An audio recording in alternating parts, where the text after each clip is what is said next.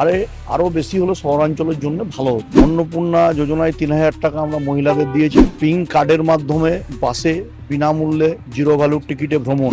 আসি যাই মাইনে পাই, কাজ করলে ওভার টাইম চাই বলে এরকম একটা সরকারকে বিদায় দেওয়ার পর এই সরকারটা সিন্ডিকেট করেছিল। একটা ইনস্টিটিউট তৈরি হয় যেখানে is IPS WBCS there training দেওয়া হবে। বিশেষ সম্প্রদায়ের মানুষ, কাল বিধানসভায় তথ্য দিয়ে মুখ্যমন্ত্রী বলেছেন এখানে হচ্ছে পিসি আর ভাইপো মিলে গোটা বাংলাটাকে লুট করেছে। কলকাতায় ওই শান্তিনিকেতন যে বিল্ডিং তৈরি করা হয়েছে সেটা ভবগ্রহদের আস্তানা করে দেওয়া হবে। চন্দ্রশেখর দা, এবার বাজেটে দেখা গেল কি যে আপনাদের যারা এমএলএ রয়েছেন তাদের জন্য যে টাকার পরিমাণটা 70 থেকে বাড়িয়ে মানে 1 লাখ, মানে 1 কোটি করে দেওয়া হয়েছে। তো সেই ক্ষেত্রে আপনার এলাকার কাজের জন্য কতটা উন্নতি? অবশ্যই করে আমি প্রথমেই আমাদের মাননীয় অর্থমন্ত্রী স্বপন দাশগুপ্ত মহোদয় এবং রাজ্যের মুখ্যমন্ত্রী সুরেন্দ্রবাবুকে ধন্যবাদ জানাবো। এমএলএর টাকা 70 লক্ষ থেকে 1 কোটি টাকা করা হয়েছে। এটাও পর্যাপ্ত নয়, আরো বেশি হলো শহরাঞ্চলের জন্য ভালো হতো।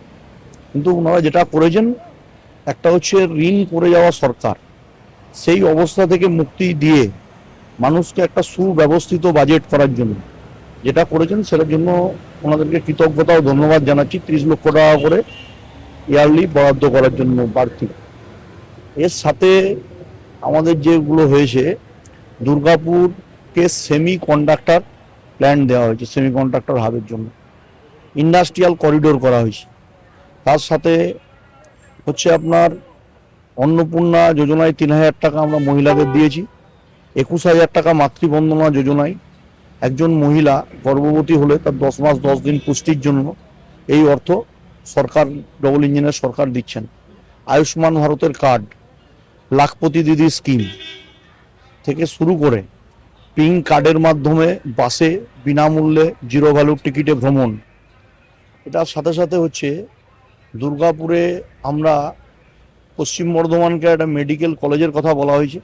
আসানসোল জেলা হাসপাতাল যদি মেডিকেল হয়, ইএসআই হাসপাতাল দুর্গাপুরে আছে, আমরাও সেটা মেডিকেল কলেজ করার প্রস্তাব দুর্গাপুর রেখেছি। যেটা বলা হয় যে দুর্গাপুর এমনিতেই তো খুব প্রথম থেকেই এবং দেখা যায় জার্মানির উন্নত, তো রুড়ের সেক্ষেত্রে সাথে এখন আরো দুর্গাপুরকে তুলনা করা হয়।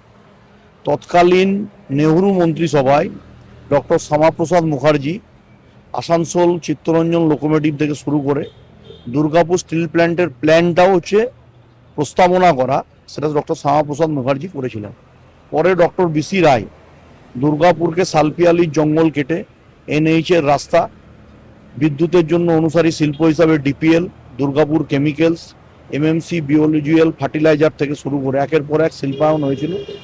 34 বছরে বামেদের অন্যায় অন্যায্য দাবি আন্দোলন, কর্ম সংস্কৃতিকে ধ্বংস করা, আসি যাই মাইনে পাই, কাজ করলে ওভার টাইম চাই বলে ওয়ার্ক কালচারকে যারা ধ্বংস করে দিয়েছিল।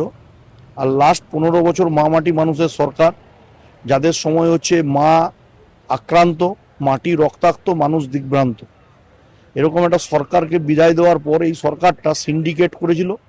কারখানার গেটে লেবারদের এক্সপ্লয়েট করেছে এবং বন্ধ কারখানাগুলো থেকে কাঠ, জমি, জঙ্গল যা আছে মাটি পর্যন্ত লুট করে নিয়ে চলে গেছে। এরা বর্গীদের মতন সিন্ডিকেট বাহিনী কারখানাগুলোকে লুটপাট চালিয়েছে। এখন নতুন করে একটা শিল্প সম্ভাবনাময় পরিবেশ তৈরি হয়েছে, যেটা দিয়ে ইনভেস্টাররা ইনভেস্ট করতে চাইছে। আমাদের মুখ্যমন্ত্রীর সাথে দক্ষিণ ভারতের একটি সংস্থার কথা হয়েছে দুর্গাপুরে, কি বলে হচ্ছে আমাদের সেমিকন্ডাক্টর হাবের জন্য। ইন্ডাস্ট্রিয়াল বিভিন্ন প্রপোজাল আসছে, হসপিটালের এসছে, ক্যান্সার হসপিটালের এসছে, রেশমি গ্রুপ, রুমতা গ্রুপ, শাকম্বরী গ্রুপ, তারা প্রপোজাল দিয়েছেন ইন্ডাস্ট্রি করব বলে।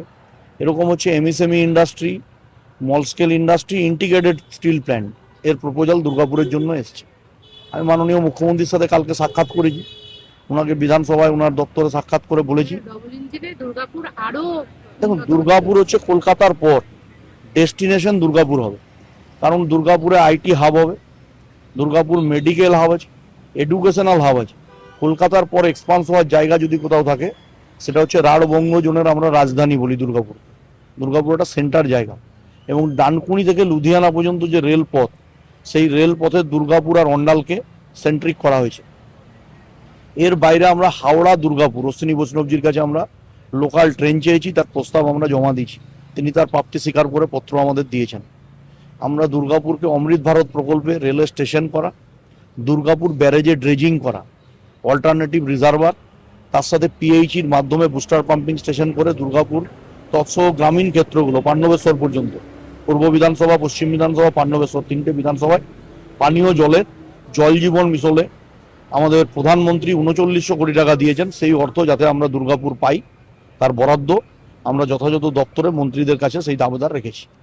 আমরা বলেছি দুর্গাপুরে হচ্ছে রবীন্দ্র নজরুল কালচারাল ইনস্টিটিউট তৈরি করতে হবে, দুর্গাপুরে একটা আর্ট কলেজ এর ডিমান্ড দিয়েছি। এর সাথে সাথে সেলের যে বন্ধ স্কুলগুলো আছে সেখানে যাতে কম্পিটিটিভ এক্সামের জন্য একটা ইনস্টিটিউট তৈরি হয়, যেখানে আইএস, আইপিএস, ডাব্লিউবিসিএসদের ট্রেনিং দেওয়া হবে। কারণ আমরা দেখেছি বাংলা থেকে আমাদের এখন প্রতিনিধিত্ব কম, বিহার, ইউপি থেকে আইএস, আইপিএস, ডাব্লিউবিসিএস এর প্রতিনিধিত্ব অনেক বেশি। আমরা সেই কারণে এটাকে জোর দেওয়ার জন্য আমরা অনুরোধ রেখেছি। একটা সর্বস্তরের জনমুখী বাজেট হয়েছে।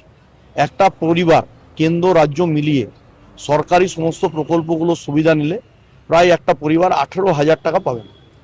এর পরে দাঁড়িয়ে কিন্তু সবাই যে সব এই ক্রাইটেরিয়া গুলো পূরণ করে টাকাটা পাবে এরকমটাও তো নয়, কারণ অন্নপূর্ণা যোজনা নিয়ে ইতিমধ্যেই কিন্তু অনেক রকম। দেখুন, অন্নপূর্ণা যোজনা নিয়ে যারা বিভ্রান্তি ছড়াচ্ছে, আমি তাদের বলি, অন্নপূর্ণা যোজনায় 12 পাতার ফর্ম এটা বলে যারা বিভ্রান্তি ছড়াচ্ছে, যারা লক্ষ্মীর ভাণ্ডারে বিশেষ সম্প্রদায়ের মানুষ, কাল বিধানসভায় তথ্য দিয়ে মুখ্যমন্ত্রী বলেছেন প্রায় 28,000 পুরুষ যারা হচ্ছে লক্ষ্মীর ভাণ্ডার নিয়েছে, আর তারা সব বিশেষ সম্প্রদায়ের লোক। তার জন্য রাকিবুল শেখ গ্রেপ্তার হয়েছে, আপনারা দেখেছেন, তাজিমুল হক গ্রেপ্তার হয়েছে। এরা হচ্ছে ছেলেরা শাড়ি পরে যদি লক্ষ্মীর ভাণ্ডার নেয় মমতা সরকারের আমলে, তাহলে এর থেকে তো আর নির্লজ্জ আর কিছু হতে পারে না। পিএইচই দপ্তরের মন্ত্রী প্রাক্তন, তিনি আমডাঙ্গায় একটা প্রকল্পে কাজ করার সময় প্রায় 350 কোটি টাকা আইপ্যাকের সরাসরি অ্যাকাউন্টে টাকা দিয়েছে। এত বড় দুর্নীতি কোনো সরকারের দেখেছেন? এই সরকারের যে ফাইল খোলা হয় সেই ফাইল থেকে গন্ধ বেরোয়, সেই ফাইলে দুর্নীতি দেখা যায়। এখানে হচ্ছে পিসি আর ভাইপো মিলে গোটা বাংলাটাকে লুট করেছে। এখন উচিত সরকারের ইমিডিয়েটলি যেখানে যেখানে দুর্নীতি হয়েছে, পিসি ভাইপোর মিলে প্রায় 55টা প্লট আছে আপনার হরিশ মুখার্জি রোড আর হরিশ মুখার্জি স্ট্রিটে, এই সম্পত্তি বাজেয়াপ্ত করে নিলাম করা উচিত। আর যারা ভবঘুরে আছে, কলকাতা শহরে ঘুরে বেড়ান, মুখ্যমন্ত্রী বলেছেন ওই ঘর নিলাম করে কলকাতায় ওই শান্তিনিকেতন যে বিল্ডিং তৈরি করা হয়েছে সেটা ভবঘুরেদের আস্তানা করে দেওয়া হবে। বাংলা হাটের আরো খবর দেখতে নজর রাখুন। বাংলা খবর মানেই বাংলা হাট।